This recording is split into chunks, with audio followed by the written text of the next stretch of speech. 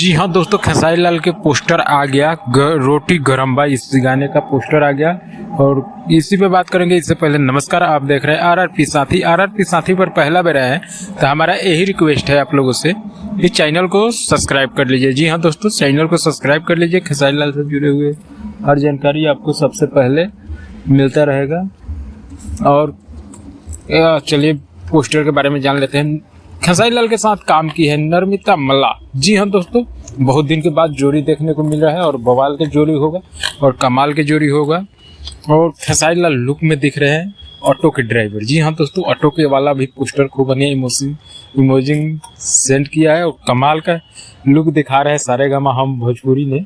और टेम्पल वाला भी बवाल का सीन दिखा रहा है और कमाल का सीन है। इसमें ड्राइवर से रिलेटेड कुछ गाने में वर्ड होंगे, क्योंकि खेसारी लाल को ड्राइवर ही के रोल ही में दिखाया गया है।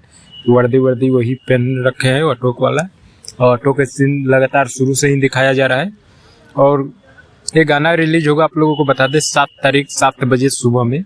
जी हाँ दोस्तों, 7 तारीख 7 बजे सुबह में रिलीज होगा गाना। रिलीज डेट आ गया है और ये वो पोस्टर और आ सकता है, बवाल का पोस्टर जो लुक, तो आप लोगों को इसे ही बताएंगे। और कल खेसारी लाल का गाना आ रहा है चुहुर चुहुर।